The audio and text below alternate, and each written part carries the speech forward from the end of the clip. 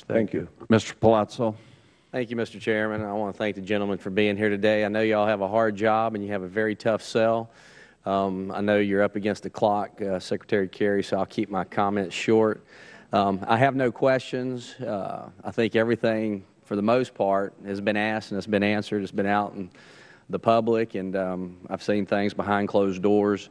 But I know one thing that's crystal clear, and that there seems to be and appears to be, because there is no national will to engage the United States into Syria at this time. Why?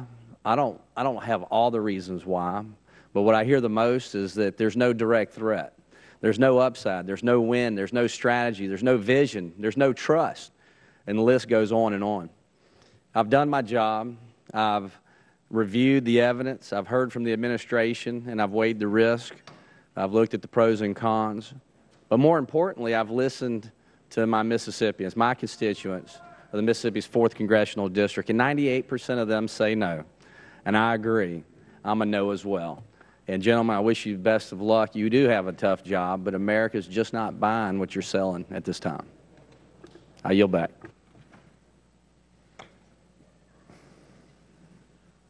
Can I just say, since there is a little time, Mr. Chairman, and I have to leave right now, I want to make sure everybody understands that President Obama and all of us would hope for a peaceful/diplomatic way to try to resolve this.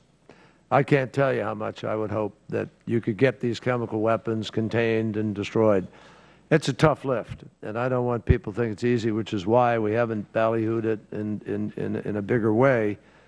But if it could be achieved, it's obviously a terrific way to proceed forward. But no one should underestimate. Having been elected for 28 for the terms I was, 6 terms I guess it was, I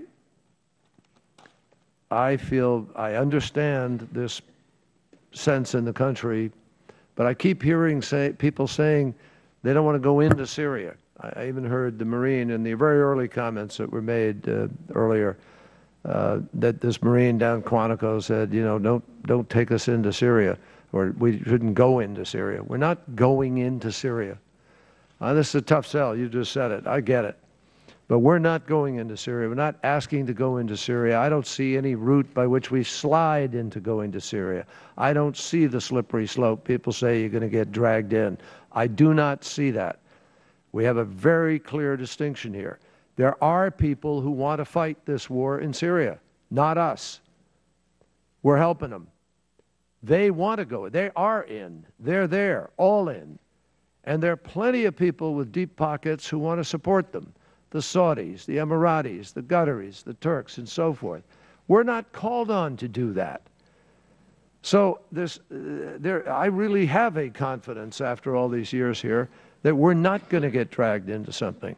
And sometimes around here, I think congressmen and senators, and I did this myself, I voted on some things when it was 80% against me, or 85, but I thought it was the right thing to do for the country. And I think sometimes people have to think about that here, measure the facts, and measure the consequences of not acting. That would be my final comment. Mr. Chairman, you've been very, very generous, and I really appreciate all the members of the committee. I apologize for leaving now, but as I said, I have to go have the conversation to try to help see if there is any reality to this process. Thank you. Thank you, Mr. Secretary. And I think you said it well. I think all of the members of Congress, both sides of the aisle and both sides of the Capitol, want to do what's right. Finding how you determine what's right is the hard thing. And people, I think, can be very honest, very sincere, very hardworking, and think they're doing what's right and be totally opposite. And this is why we're going through this process. We thank you for what you're doing, and thank you for being here. And Ms. Hanabusa. Thank you. Thank you, Mr. Chairman.